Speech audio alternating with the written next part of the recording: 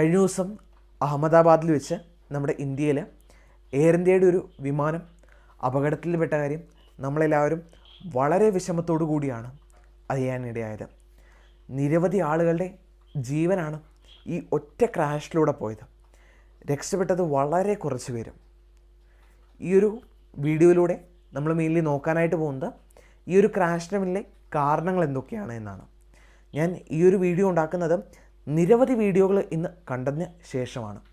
നിരവധി വീഡിയോകൾ കണ്ട് ആ ഒരു വീഡിയോകളിൽ നിന്നെല്ലാം റെഫറൻസ് വെച്ചുകൊണ്ടാണ് ഞാൻ ഇന്ന് ഈ ഒരു വീഡിയോ ഉണ്ടാക്കുന്നത്. അതുമാത്രമല്ല, കുറച്ച് പറ്റുന്നതൊക്കെ നമ്മൾ ഒരു എയർപ്ലെയിൻ സിമുലേറ്റർ യൂസ് ചെയ്തുകൊണ്ട്, ഈ ഒരു ബോയിങ് 737 ഒരു സിമുലേറ്റർ യൂസ് ചെയ്തുകൊണ്ട് കാണിക്കാൻ പറ്റുന്നതൊക്കെ കാണിക്കും. അതേപോലെ തന്നെ നമുക്ക് ഓൺലൈനിൽ അവൈലബിൾ ആയിട്ടുള്ള കുറച്ച് വീഡിയോസ് ഉണ്ട്. നമ്മുടെ പ്ലെയിൻ ക്രാഷ് ആവുന്ന സമയത്തൊക്കെയുള്ള കുറച്ച് വീഡിയോസ് ഉണ്ട്. അപ്പം ആ ഒരു വീഡിയോസിനെല്ലാം ബേസിലാണ് നമ്മൾ ഈ ഒരു വീഡിയോ ഇന്നിവിടെ ക്രിയേറ്റ് ചെയ്തിരിക്കുന്നത്.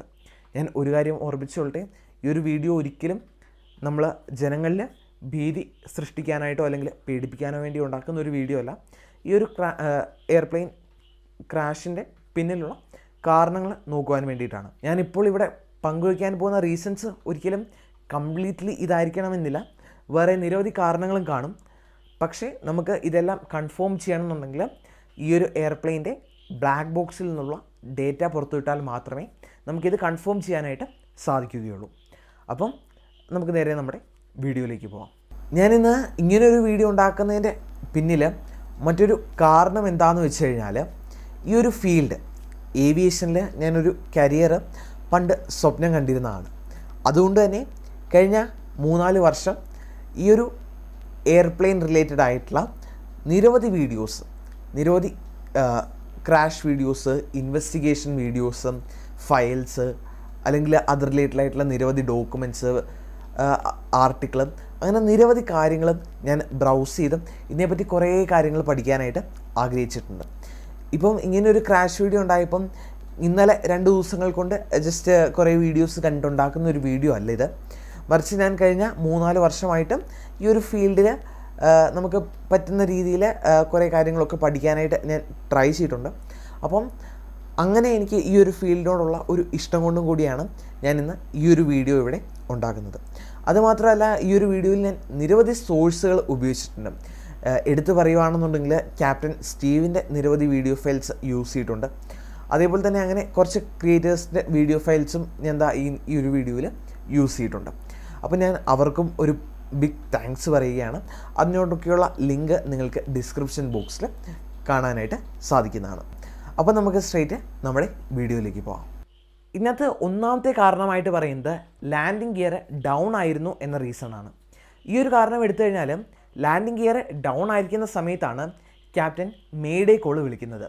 മേഡേ കോൾ എന്താണെന്ന് വെച്ച് കഴിഞ്ഞാൽ, നമ്മുടെ ഒരു ലൈഫ് ത്രെറ്റനിങ് ആയിട്ടുള്ള ഒരു സിറ്റുവേഷനിൽ, ഒരു എമർജൻസി സിറ്റുവേഷനിൽ ഈ ഒരു ക്യാപ്റ്റന്മാരൊക്കെ, ഇപ്പം പ്ലെയിൻ പറത്തുന്ന പൈലറ്റുമാരൊക്കെ ആണെന്നുണ്ടെങ്കിൽ നേരെ മേഡേ വിളിച്ച് പറയാൻ പോകുന്നത് ATCയിലേക്കാണ്, അഥവാ എയർ ട്രാഫിക് കൺട്രോളിലേക്കാണ്.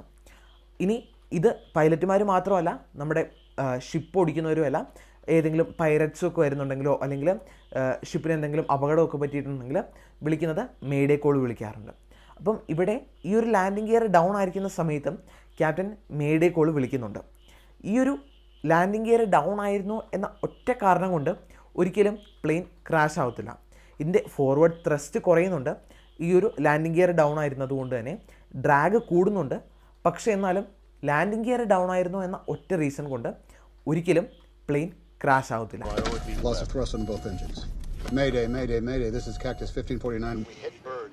ഇനി ഇതിൻ്റെ രണ്ടാമത്തെ റീസൺ എന്ന് പലരും പറയുന്നത്, ഈ ഒരു ഫസ്റ്റ് ഓഫീസർ ഇതിൻ്റെ ലാൻഡിംഗ് ഗിയർ മുകളിലോട്ട് പൊക്കേണ്ടതിന് പകരം ഫ്ലാപ്സ് മുകളിലോട്ട് പൊക്കി എന്ന് പറയുന്നതാണ്. ഇതൊരു വാലിഡ് ആയിട്ടുള്ള റീസണായി തോന്നുന്നത് പോലുമില്ല. കാരണം എന്താണെന്ന് വെച്ച് കഴിഞ്ഞാൽ, ഈ ഒരു ലാൻഡിംഗ് ഗിയറും ഫ്ലാപ്സും ഇരിക്കുന്നത് കംപ്ലീറ്റ്ലി ഡിഫറെൻ്റ് ആയിട്ടുള്ള ലൊക്കേഷനിലാണ്. ഇതെന്ന് പറയുന്നത്, നമ്മളിപ്പോൾ വണ്ടി ഓടിക്കുകയാണെന്നുണ്ടെങ്കിൽ നമ്മൾ ബ്രേക്ക് വെക്കേണ്ടതിന് പകരം, അല്ലെങ്കിൽ നമ്മുടെ ബ്രേക്കിൽ കാല് കൊടുക്കേണ്ടതിന് പകരം നമ്മൾ ഗിയർ മാറ്റി എന്ന് പറയുന്നത് പോലെയാണ്. അപ്പം ഇതൊരിക്കലും നടക്കാനായിട്ട് ഒരിക്കലും ചാൻസ് ഇല്ലാത്ത, അല്ലെങ്കിൽ പ്രോബബിലിറ്റി വളരെ കുറവായിട്ടുള്ള ഒരു സിനാരിയോ ആണിത്. അതുമാത്രമല്ല, ഇത് നമ്മളിപ്പം ഒരു ഫ്ലൈറ്റ് സിമുലേറ്ററിൽ നമുക്ക് ഈ ഒരു സെയിം സിറ്റുവേഷൻ വെച്ചൊന്ന് നോക്കാം.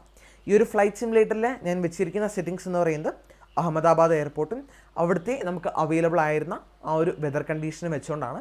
ഇനി നമുക്ക് ആ ഒരു വെതർ കണ്ടീഷൻ വെച്ചുകൊണ്ട് ആ ഒരു അഹമ്മദാബാദ് എയർപോർട്ടിലും ഇങ്ങനെ ഇപ്പം ഈ ഒരു ഫ്ലാപ്സ് ആയിരുന്നു, ഈ ഒരു ലാൻഡിംഗ് ഗിയർ ഉയർത്തേണ്ടതിന് പകരം ഫ്ലാപ്സ് ആയിരുന്നു ഉയർത്തിയിരുന്നതെങ്കിൽ കോക്പിറ്റിൽ സംഭവിക്കാനായിട്ട് പോകുന്ന സംഭവം എന്തൊക്കെയാണ് നമുക്ക് ജസ്റ്റ് ഒന്ന് ഫ്ലൈറ്റ് സിമുലേറ്ററിൽ നമ്മൾ ഈ ഒരു പ്ലെയിനിന് സെറ്റിങ്സ് കൊടുത്തിരിക്കുന്നത് 242 പാസഞ്ചേഴ്സ് വെച്ചിട്ടാണ്.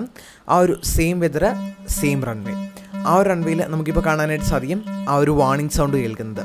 അതായത് ഇതുപോലത്തെ മോഡേൺ ആയിട്ടുള്ള എയർക്രാഫ്റ്റിലൊക്കെ നമ്മൾ ഫ്ലാപ്സ് 0 വെച്ചുകൊണ്ട് എടുത്തു കഴിഞ്ഞാൽ ഇതുപോലത്തെ വാർണിംഗ് സൗണ്ട് കേൾക്കും. അതായത് ടേക്ക് ഓഫ് ചെയ്യുന്ന സമയത്ത് അതിൻ്റെ കോൺഫിഗറേഷൻ അല്ല എന്നുണ്ടെങ്കിൽ ഈ ഒരു വാർണിംഗ് സൗണ്ട് കേൾക്കും. പിന്നെ ഇതിൻ്റെ മറ്റൊരു റീസൺ, അതായത് റൺവേ മുഴുവൻ എടുക്കാനുള്ളതിൻ്റെ മറ്റൊരു റീസൺ എന്താണെന്ന് വെച്ച് കഴിഞ്ഞാൽ അവിടുത്തെ ക്ലൈമറ്റാണ്. അന്ന് അവിടെ 38 ഡിഗ്രി സെൽഷ്യസ് ആയിരുന്നു ഉണ്ടായിരുന്നത്. അതായത് വളരെ ചൂടായിട്ടുള്ള ഒരു ക്ലൈമറ്റുമായിരുന്നു ഉണ്ടായിരുന്നത്.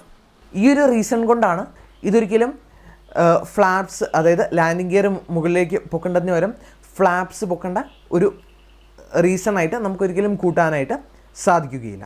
ഇതൊരു ഡ്യുവൽ എൻജിൻ ഫെയിലിയർ ആണെന്നാണ്.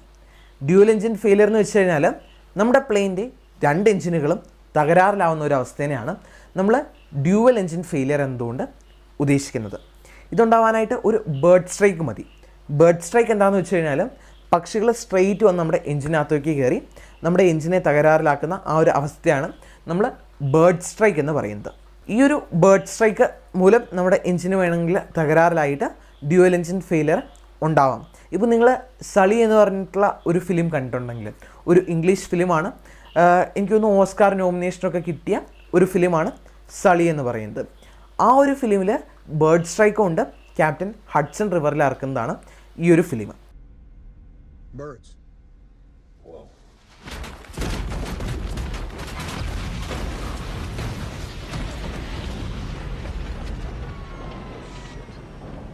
ഇങ്ങനെ ഒരു സാഹചര്യം ഉണ്ടായിക്കഴിഞ്ഞാൽ അവിടെ പക്ഷികൾ ചത്ത് നിലത്ത് വീഴുന്നതാണ്.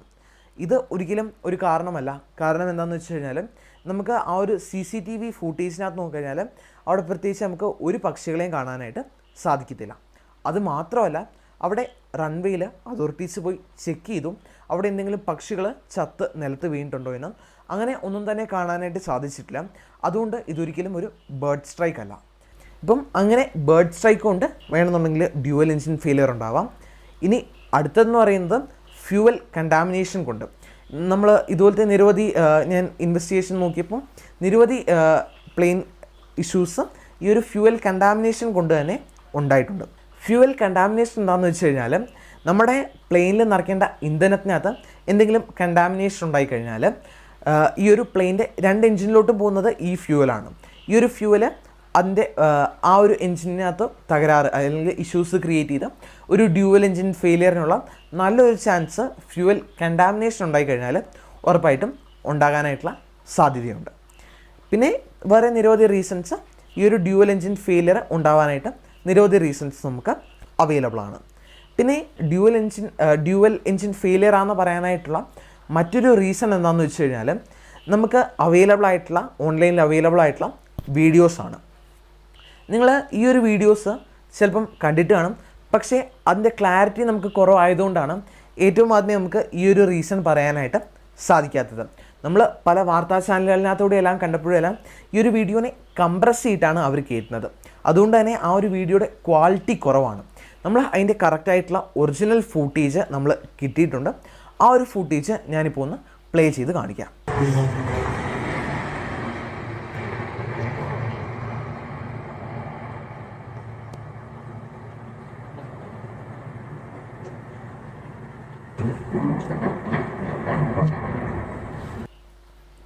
ഈ ഒരു വീഡിയോയിൽ നമ്മൾ ഇനി ഒന്ന് സൂം ചെയ്ത് നോക്കുകയാണെന്നുണ്ടെങ്കിൽ നമുക്ക് അവിടെ കാണാനായിട്ട് സാധിക്കും റാറ്റ് സിസ്റ്റം ഡിപ്ലോയ് ആയിട്ടുണ്ട്.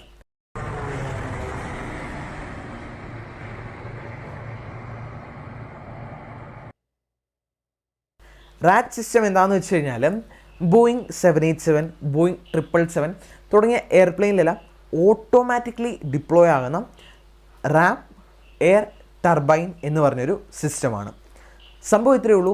നമ്മുടെ പ്ലെയിനിൽ എന്തെങ്കിലും ഡ്യുവൽ എഞ്ചിൻ ഫെയിലിയറോ അല്ലെങ്കിൽ ഇലക്ട്രിക്കൽ ഫെയിലിയറോ അല്ലെങ്കിൽ ഹൈഡ്രോളിക്സ് ഫെയിലിയറോ ഈ ഒരു 3 റീസൺ കൊണ്ടാണ് ഈ ഒരു റാറ്റ് സിസ്റ്റം ഡിപ്ലോയ് ആകുന്നത്. ഇങ്ങനെ ഈ ഒരു 3 റീസണിനകത്ത് ഏതെങ്കിലും ഒരു റീസൺ കണ്ടു കഴിഞ്ഞാൽ ഓട്ടോമാറ്റിക്കലി ഇതുപോലത്തെ എയർപ്ലെയിനിൽ റാറ്റ് സിസ്റ്റം ഡിപ്ലോയ് ആകും. ഇതിൻ്റെ യൂസ് എന്താണെന്ന് വെച്ച് കഴിഞ്ഞാൽ ഈ ഒരു ടർബൈൻ കറങ്ങി അതിൽ നിന്നും ഇലക്ട്രിസിറ്റി ജനറേറ്റ് ചെയ്ത് നമ്മുടെ ഇൻസ്ട്രുമെൻസിനെ എല്ലാം പവർ ചെയ്യും.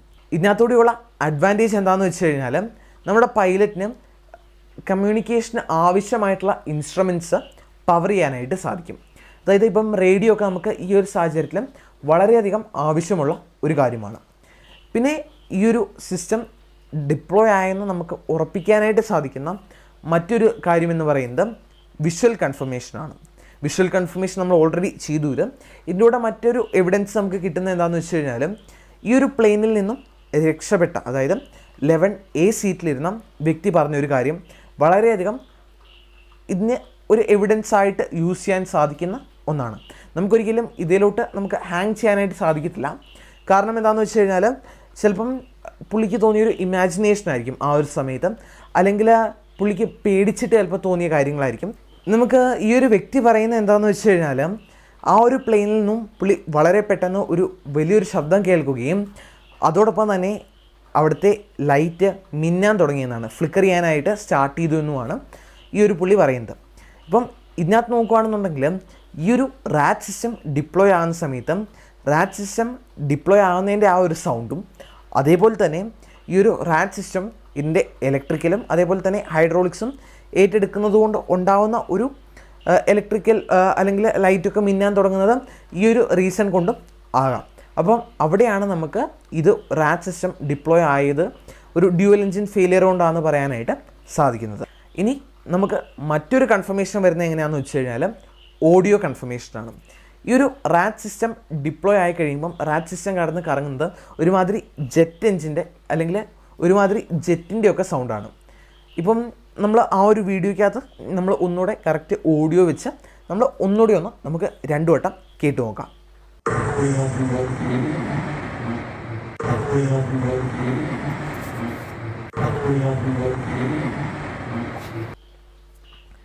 ഇപ്പം നമുക്കവിടെ ഭയങ്കര ഒരു മൂളുന്നൊരു ശബ്ദം നമുക്കവിടെ കേൾക്കാനായിട്ട് സാധിക്കുന്നതാണ്. ഇത് ഈ ഒരു റാറ്റ് സിസ്റ്റം ഡിപ്ലോയ് ആയി ചെയ്ത് കഴിയുമ്പം നമ്മൾ കേൾക്കുന്ന ഒരു സൗണ്ടാണ് ഇപ്പം നമ്മൾ കേട്ടത്. ഈ ഒരു ഓഡിയോ ഈ ഒരു റാറ്റ് സിസ്റ്റത്തിൻ്റെ ആണെന്ന് നമ്മളെ പ്രൂവ് ചെയ്യുന്നതാണ്. പണ്ടൊരിക്കൽ ജപ്പാൻ എയർലൈൻസ് ഈ ഒരു ബോയിങ് 777 ആയിരുന്നു യൂസ് ചെയ്തത്.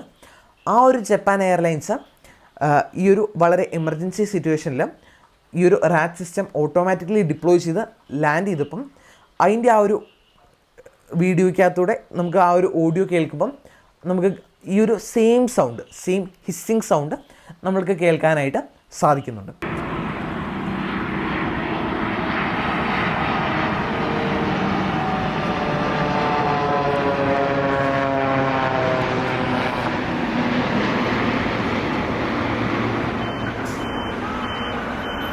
അപ്പം ഇത് നമുക്ക് ഒരു ഓഡിയോ കൺഫർമേഷൻ തരികയാണ് ഈ ഒരു റാറ്റ് സിസ്റ്റം അവിടെ ഡിപ്ലോയ് ആയതായിരിക്കും ഇതിൻ്റെ റീസൺ എന്ന്.